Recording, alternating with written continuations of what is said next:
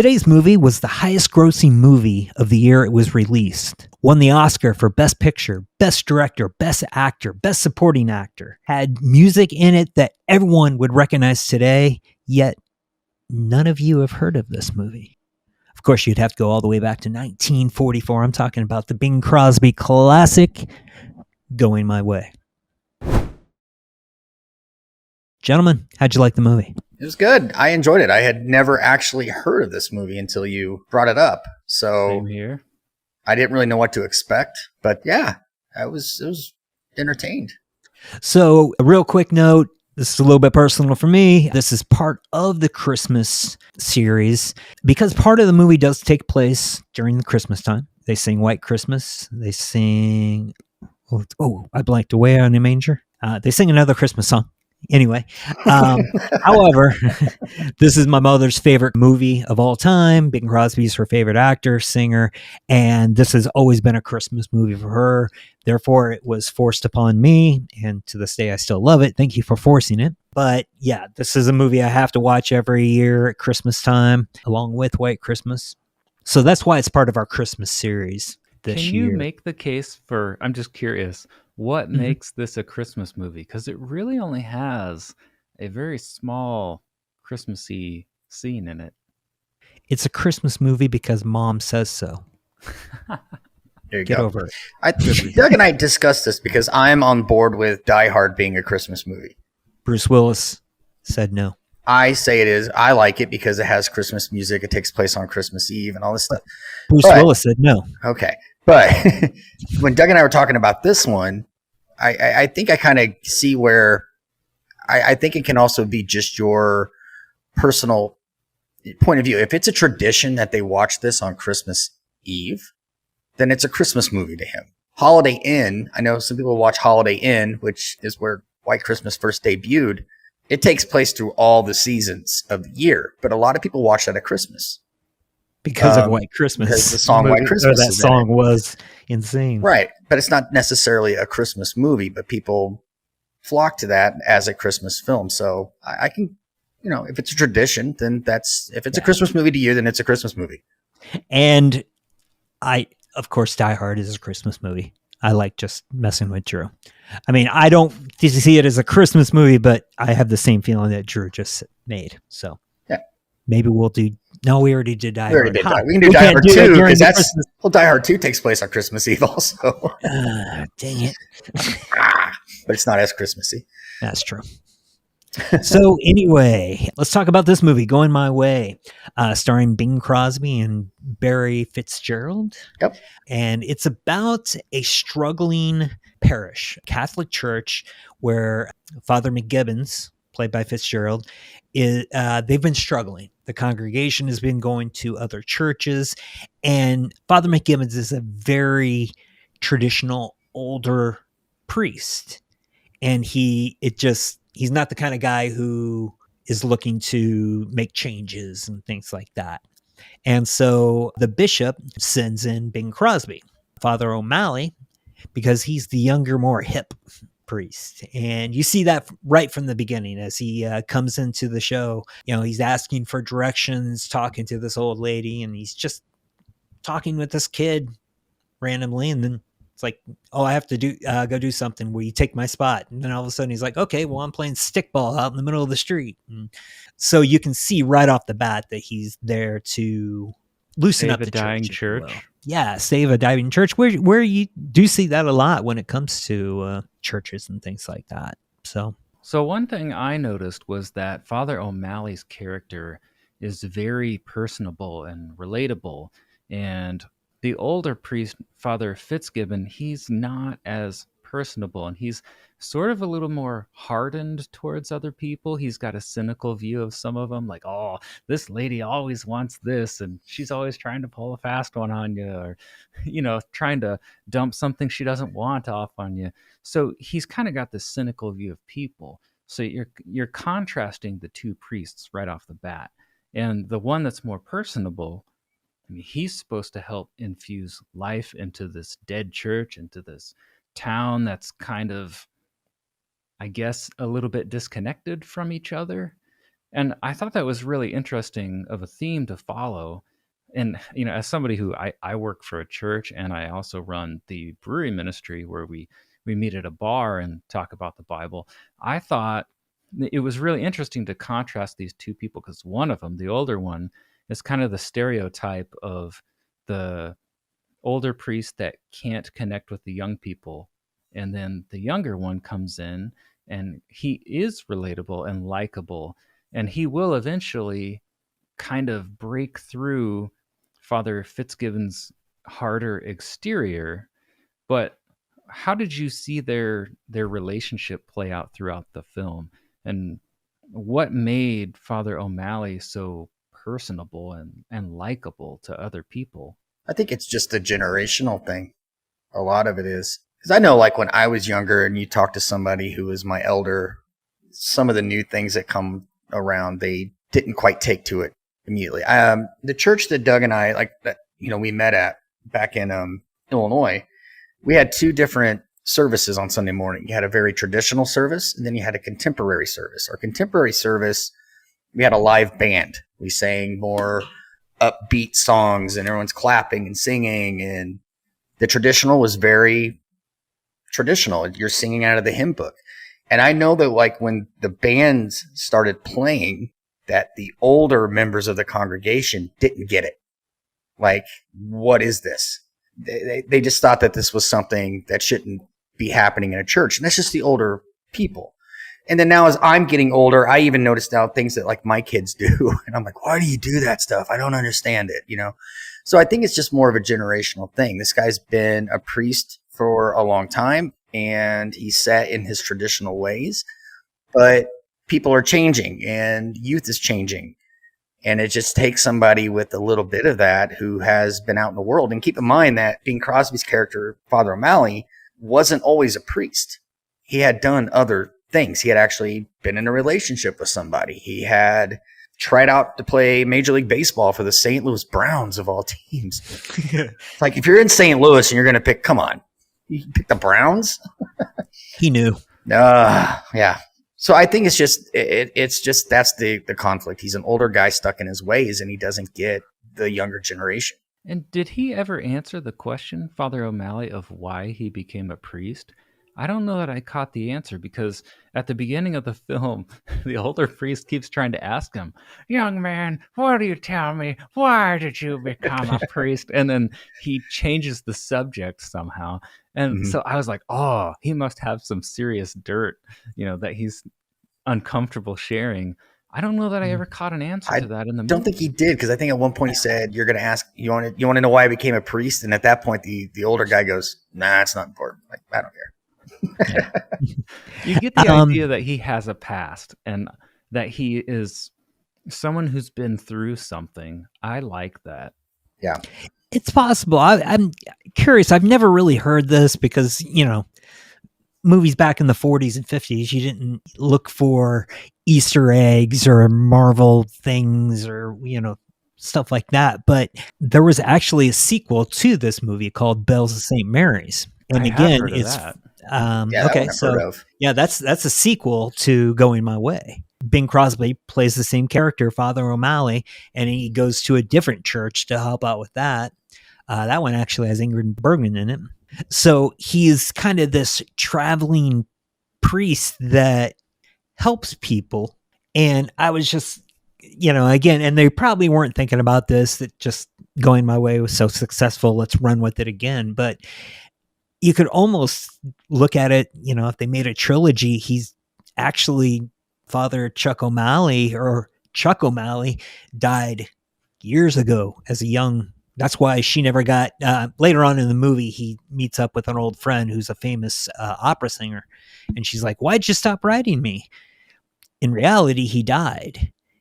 And he's actually an angel that's going around doing God's work. That's something I came up with years ago. I was like, oh, that would have been cool. Yeah, that explains the backstory.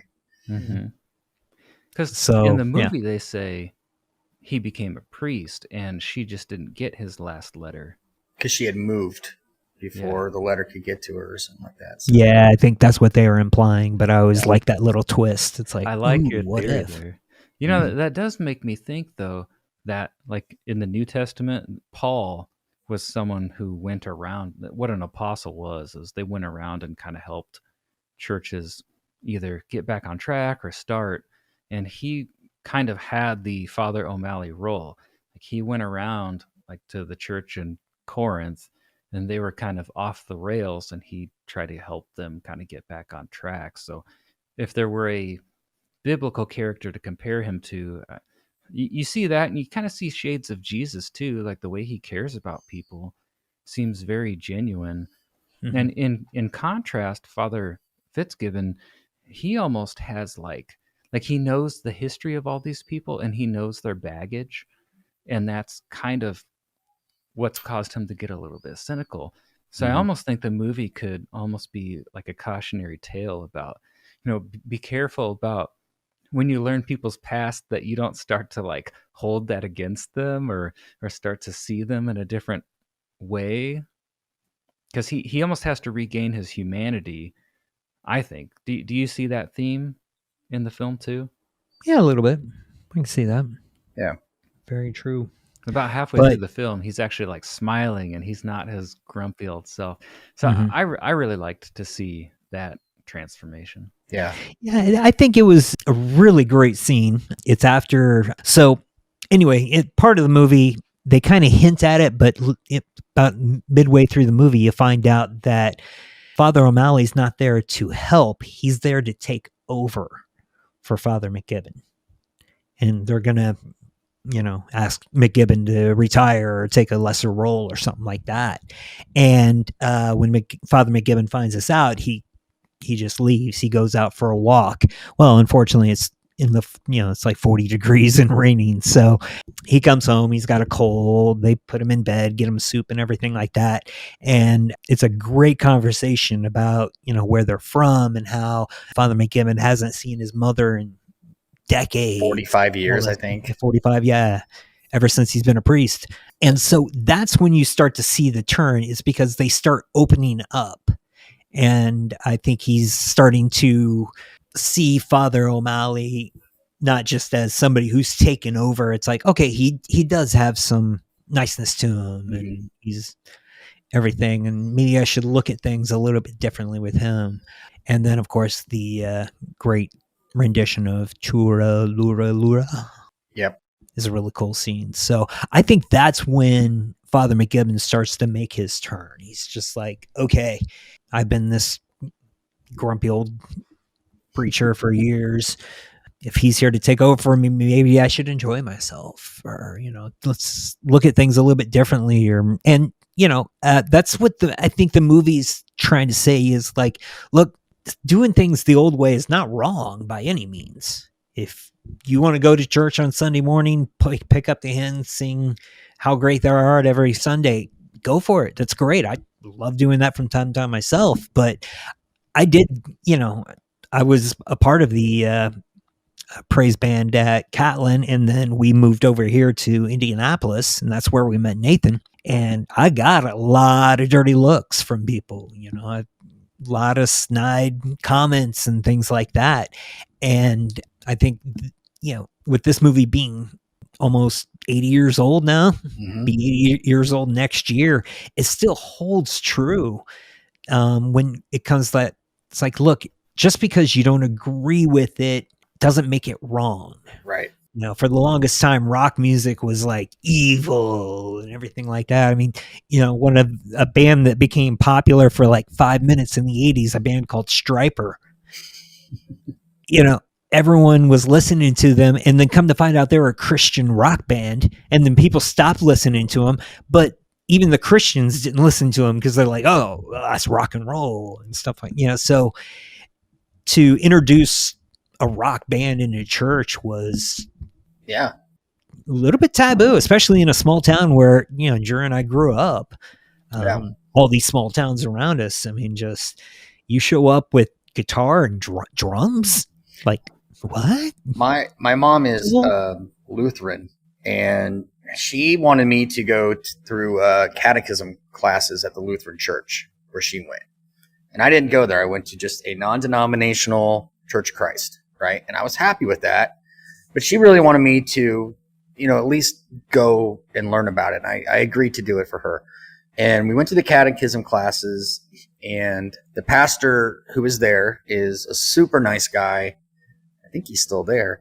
But the first night of catechism classes, he said, this is how we do things here. When we do our hymns, we read from the book, and, all the prayers are scripted, and our songs are very traditional, and we're not happy clappy like the church you go to. And as soon as he said that, it's like, dude, you just turned me right off. Like, That's kind of I'm just going to do this class and be done with it. But that's how he viewed it. It was happy clappy. And it's like, really? I mean, we're all doing the same thing here. We're all worshiping God, and we're praising Jesus, and we're singing about it. And just because I sing a different type of song, you're going to shut it down like that? Come on. Isn't it weird how, like, something that's not morally wrong comes to be seen as wrong like that? Yeah. Because I've worked at multiple churches as a band member, and I've seen that at least 3 out of my 4 stops. I'm often working at a church that has the 2-service model, and you'll have some people that are like, there'll be drums in this church over my dead body. And it's like, well, I hope you don't. I hope you understand what you're saying, because drums are coming. It's happening, pal. But it's not morally wrong. So that's right. That's the kind of thing you see in this movie. And yeah, exactly. Again, you look at some of these, and again, it's not wrong by any means. We're not saying it's wrong, but these traditional churches where they sit there and, I went to multiple churches growing up with my parents being divorced, and in a Catholic church, you walk in and you walk to your pew, you go in, you slide in, you sit down, and you shut up. Mm-hmm. You say nothing until the book tells you to. Yeah. And, and it's just weird because reading from the Bible, I don't know the verse. Ren, take it away for me. Aren't we told in Psalm 149? Praise ye the Lord. Sing unto the Lord a new song. Let them praise his name in the dance. Amen. Thank you, Ren. Footloose, great movie. We got to do that sometime too. There's a lot of scripture written in that movie. Yeah. The original one. Anyway, I thought about this as I grew up and as I got older, but in watching Footloose multiple times, that a Catholic church that is so,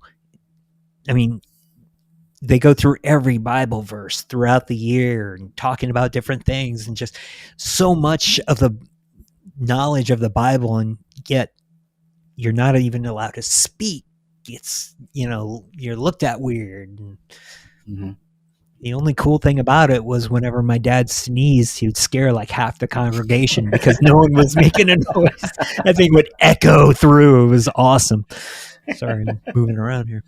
Anyway, so yeah, it's what we were talking about. Kind of, again, we're not saying that doing things the traditional way is wrong. Absolutely not this way. My very first church, we didn't even allow a piano. Really?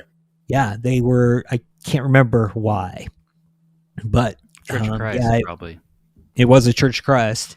I did date a girl who was Church of Christ, and they don't believe instruments should be allowed. Not all Church of Christ, because that's where we went. Catlin, where Drew and I went, was a Church of Christ. Okay. They had a piano and an organ when I showed up, and by the time I left, they had drum kits and guitars and bass and everything up there. So. Yeah. So, and another thing, like, he started to come around to, this might not have necessarily to do with the age, maybe it does, but I noticed another difference in the way they handled the kids. I was going to bring that up too. Yeah. So these kids are out like stealing and doing all this nasty stuff that they shouldn't be doing. And Fitzgibbons, who's this very serious, structured, old school type, he just kind of turns away from it. Like, they come to church, so I'm just going to let them off the hook. I'm not really even going to do anything about it. And, then you have Father O'Malley show up, and he's like, well, I'm going to get them more involved with singing. And he gets them into, a choir. And for some reason that makes Fitzgibbons like upset. And I was like, that was one thing I couldn't understand, is like, why is he so upset about this? Why is he not, trying to stop these kids who go to his church? Maybe that's why your church is in shambles right now, is because you're allowing this to happen. But I did think it was funny that he was eating a turkey that was stolen by the kids. Right. He ate Three Blind Mice. And I wondered, like, is that supposed to be like the equivalent of, the rock band in the church? Because I don't quite understand the time period. So I guess that was a question for you guys. Like, I didn't know anyone hated 40s. That song. No, I think it was kids singing the same thing over and over and over again. I think was just starting to get on his nerves. I don't think he's used to having that much activity. Yeah, and it's in the just, church. Again, it's something especially with the youth. Again, I don't know the way church was back in the day, but like the first church I went to, we didn't have a youth group. We had a Sunday school, where like 6 of us went, but that was it. So the youth, I mean, their job was to, in the Catholic Church, show up, say their prayers, and once every 2 months you had to go up and put on a robe and help the priest out and ring a bell. That's all you did. And there wasn't a lot of after church activities and things like that. I think church was there to pray and to praise God, and that's it. Mm-hmm. And learn on your own time. If you want to meet up with the father and talk things over, definitely. But no, don't. We're here to praise God, and once we're done, get out. So the fact that O'Malley was bringing in a bunch of kids, B, a bunch of hooligans that steal turkeys, it probably was, again, it's one of those things that it was something completely new. Mm-hmm. And it's like, no, that's wrong. We do things here the way we do things, and nothing changes. So I think that was another reason he was a little bit sour. I mean, he was kind of sour on about everything. They had the young lady who was wanting to become a singer, and she was going to leave home and try to go. She did leave home. She did, and that did, obviously he didn't like that either. And then you find out later that she actually married, got married secretly, and her husband was joining the Air Force, because this still is during World War II. But it's just that O'Malley took the time to actually talk to people and understand the situation that they're in, and then be able to take judgments from that and what steps can I do to help them. Where Fitzgibbons was just strictly business. It's I'm not getting involved in anybody's personal life. Tell me your sins. I'll tell you how many Hail Marys. And we go about our way. Yeah. Leave. So it was refreshing. He did finally get him to go play golf. Which I was like, "What do you're Irish. You should love golf. You guys invented the game." I think. Yeah, but Scottish invented. Scottish. It's close enough. There's same area. Celtic. But he actually got out and started enjoying it. He even kind of holed out from a sand pit, which was nice. Took him about 5. I've holed out like that plenty of times. Oh yeah, watching that guy hit about 5 times before the ball actually comes out. I mean, that's a normal. 3 times? 5. Yeah, that's another thing about this movie, that everyone should give it a shot, because it's a great story, fun, but it's actually funny. Mm-hmm. It's old school funny. Mm-hmm. Not old school the movie funny. Typical old school. Yeah, definitely not that. But I still to this day, little things make me laugh, and it's like, oh, Bing Crosby was a funny dude. Mm-hmm. He was always that old guy that my mom loved. But as I grow older and watch his movies more, and he's a really funny guy. So mm-hmm. The movie has some laughs in it too. It has heart, has laughs. Yeah. And then if you're into opera, it has what was her name? Sorry, I got it right here, and I'm going to say it wrong because there's an umlaut above the E, but it's spelled Rise Stevens. It might be Rissay, I don't know. But she was an actual opera singer back in the 40s. And Drew, you would know, what was the opera? She was Carmen. Carmen. There you go. Yeah, and it's actually her singing in the movie, and it's amazing. Mhm. So, along with the story and everything, there's plenty of songs, and everyone's heard Bing Crosby sing, so you know he's going to sing well. Oh yeah. But yeah, Rise Stevens, and then the girl who ran away, she also, Jean Heather, had a very beautiful voice. So yeah, a lot of good singing in it, Mhm. and then yeah, some cool stories. Yeah. So as Doug mentioned earlier, that this movie is what I've been calling this thing a forgotten classic, because as Doug mentioned, you've probably never heard of this film. You've probably never seen this film, but it was the highest grossing movie of 1944. And it was nominated for 10 Oscars. It won 7: Best Picture, Director, Actor, Supporting Actor, Screenplay, Story, and Song.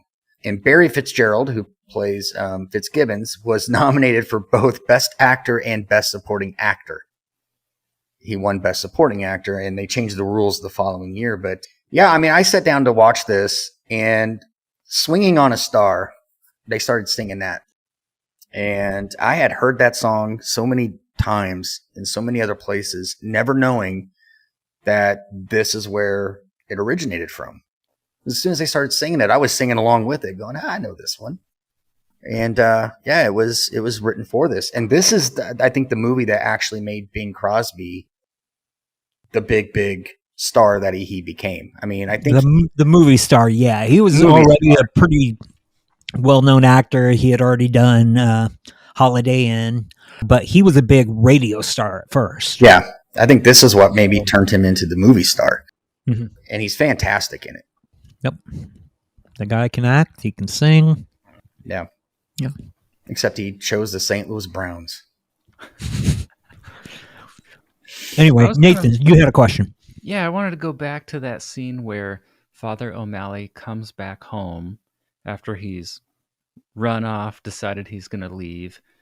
And he comes back, he's sick in bed. And as he starts to open up, as his personality starts to warm up to Father O'Malley, something else gets opened up, if you know what I mean. Borrow whiskey. That's when he's like, hey, would you get that book? He's got like a hidden book or something that he hides whiskey in. It was a box. It was a music. It was that music box that played Tura Lura Lura. Oh, okay. It's hard to tell on the black and white film sometimes. Yeah. But so I liked this. I thought this was cool because they sit there and they drink whiskey and the two priests start bonding, right? Mm-hmm. And this is also how they end the film together on, was it Christmas Eve?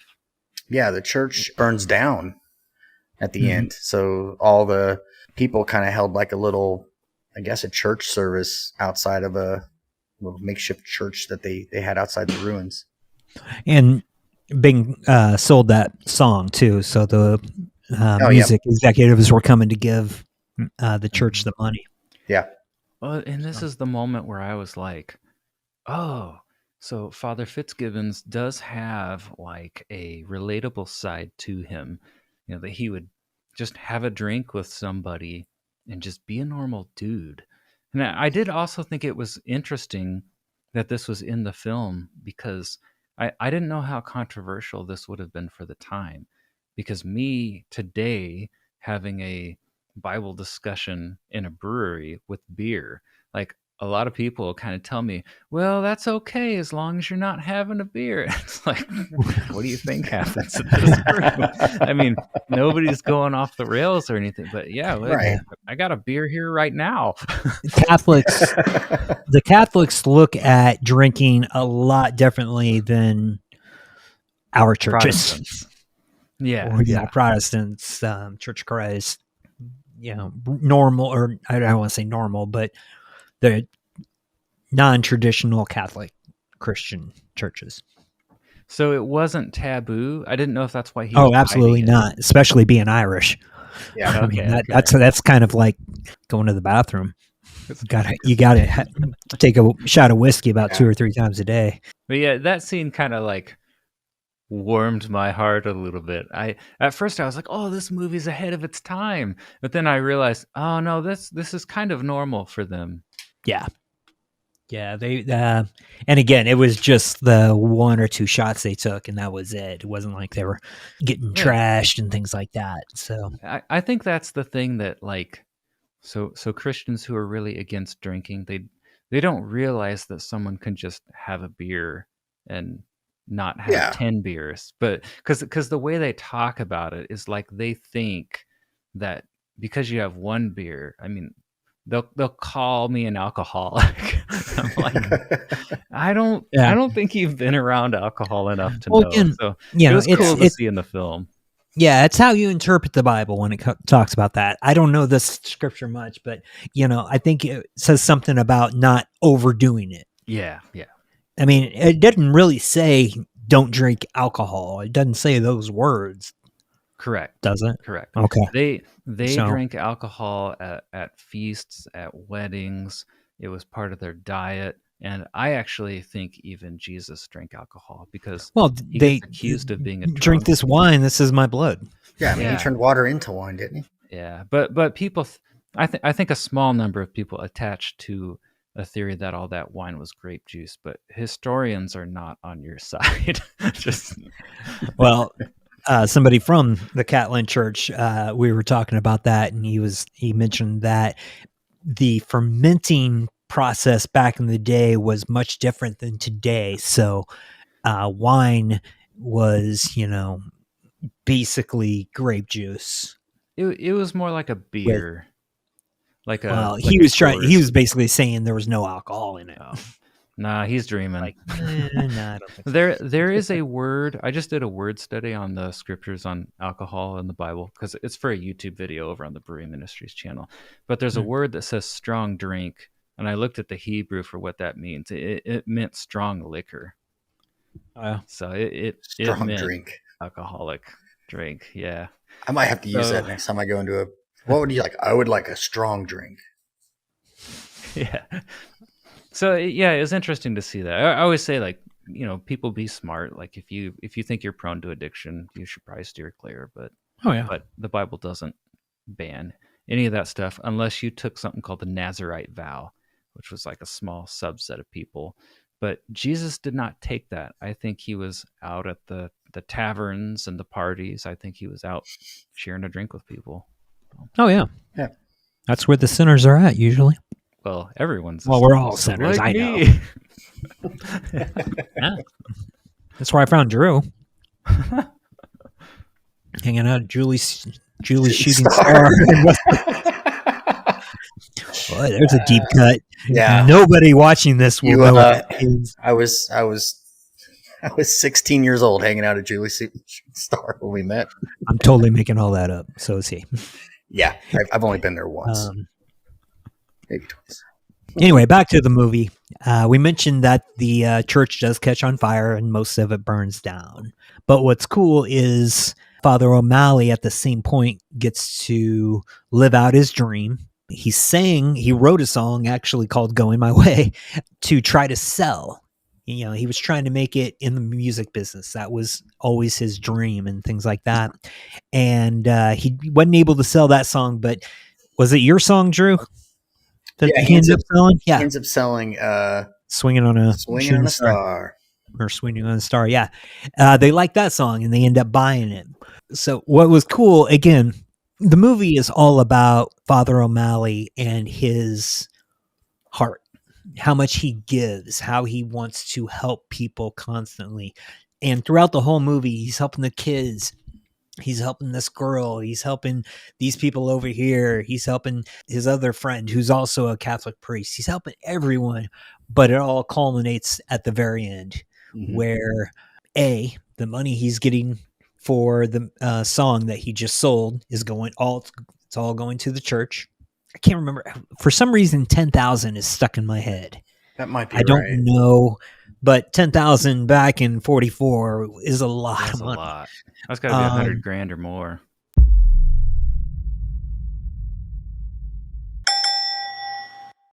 Oh, at least. So, he did that, but two, a nice surprise at the end, he actually flew Father McGibbon's mother in from Ireland, who he hadn't seen in 45 years, gets the choir to sing Tura Lura Lura, and she comes walking in. Just such a great scene to end on, except for, you get to see Father O'Malley peek, smile, and then walk away. Mm-hmm. And I think that's, another great theme in the movie is, being able to give. Everyone loves to receive and things like that. But, if you just think about it every once in a while, doing something special for somebody, even if it's something real small, you start off like that and you continue doing little things here and there. I mean, I'm not saying that's going to turn your life around, but it'll at least make you feel a little bit better. Yeah. So I think that was a cool way to end the movie when it comes to that. And Father O'Malley, I mean, he basically, like, he changed the older priest. So, absolutely. Like as a person. So I thought that was really cool. Mm-hmm. Now, one thing I do want to say real quick, we keep talking about this. Obviously, the movie takes place mainly in a church, Catholic priests everywhere. This is not a religious movie. There's not constant God talk and Bible talk and things like that. It's a comedy. Mm-hmm. more than anything. The kids they bring in, the two main kids, one of them being Alfalfa from the original Little Rascals. Little Rascals. Yeah, he's a teenager in this one. I think he was in his 20s. But, watching those two kids go back and forth and they're just slapping each other and just everything. Yeah, like really, that. I saw that. He's just constantly smacking that guy. Oh, yeah. I love how he talks, too. Yeah, they're supposed to be thugs. They're supposed to be bad kids. And they, again, Father O'Malley comes in their life and turns them around. Now they're upstanding citizens, going to school, singing for the church and everything like that. Yeah. I forget where I was going with that story, but shoot, where was I going with that story? You said it was more of a comedy, so watching the way they interact. Slapping around. The movie's not geared towards religious people necessarily. Correct. Right. Yeah. It cracks me up how those two talk. So we're going to do this. See? And then we did this, see? And now we're going to go do this, see? It's like it's that stereotypical. I love movies that do I know. that. Now listen here, see? We're going to go off and But that's interesting. They do that because think about when you were a kid. Think about other people, how did you talk? Mm-hmm. When, you may have, I don't know. I didn't really change my speech that much, but Were they emulating gangster films? Well, that's what I'm saying. Yeah, there were movies back then, so they were young kids probably emulating their, the thugs that they were thinking they were going to be. Yeah. So it's like, oh, well, that's the way he talks. That's the way I need to talk here. I can't do it. But so, yeah, that's interesting that's how they talk because no one else talk like that. Yeah. So that's how kids probably would act and talk if, that's what they saw in a movie. Mm-hmm. How many people did started talking with a gangster accent in the 90s when, New Jack City came out and NWA was big and popular. That was like a big shift in music. And you had, I don't know how many my white friends would end a sentence. You know what I'm saying? Well, in middle school, I was listening to Rage Against the Machine, so what's that? I was like, anarchy. Yeah, exactly. I went the other way too. It was a good pick. I had never heard of this film, so yeah. and for me, being in a church, working at one, it was interesting to see the viewpoint because I just like to see how he interacted, how the priests interacted with the public. And, we're living in a time where religion is not real popular necessarily. And so seeing in a movie a priest break down some of those disconnects with normal society, I thought that was kind of cool to see in a film. Yeah. Yeah. This film definitely has rewatchability too. It is one of those films that you can sit down and watch multiple every times. Year. Yep. And right around now, and probably pick up, especially for me, I've seen it once, so I'm sure that the next time I watch it, I'll pick up something I didn't notice the first time I saw it. Oh, absolutely. Yeah. Oh, and one thing for viewers, if you watch this movie, so for me not being as into the musical style, I don't really like musicals that much, although I've seen some more recently that I liked. When the songs started and more of them came in the middle of the film, I kind of zoned out a little bit, and then the film pulled me back in. But that was kind of a mistake because when Bing Crosby is singing or when characters are singing, they're answering questions or they're commenting on a situation. Yeah. So you have to pay attention to the words because that is actually like their answer to a conundrum in the film. And I realized that after I'd like, oh, here's a song again. I kind of zoned out and I'm like, oh man, I actually missed something important. The songs mean something to the plot. Mm-hmm. So if you don't like the style so much, just listen to those words and pay attention to what it might mean. Yeah. And the first time you hear Going My Way, the song, he's explaining to, that young couple about following his passion. And his passion is, his religious side and helping people. And that's where Going My Way, he says, and here's a little song about it. And he sings it. And it's talking about his desire and his passion of helping. And, if you're going my way, this is what we can do. So, yeah. It is kind of important to listen to the words of the songs. Absolutely. Sounds like a full recommend all the way around. I would definitely recommend it. Yeah, I would say if you hadn't seen it, check it out. Yeah, if you're a fan of classic films, this is one you should look at. And if you never watched a classic film, try it out. I mean, again, like Drew said, this has some rewatchability to it. Yeah. It's in black and white. Yeah, it took place in the 40s, but there's still some good messages, and it's not all, hey, here, see, no, they're talking normal. So. Yeah, and a lot of what he's doing, like I said, you can see that in today. It's still relevant in today's, society with generational age gaps and how you look at the world.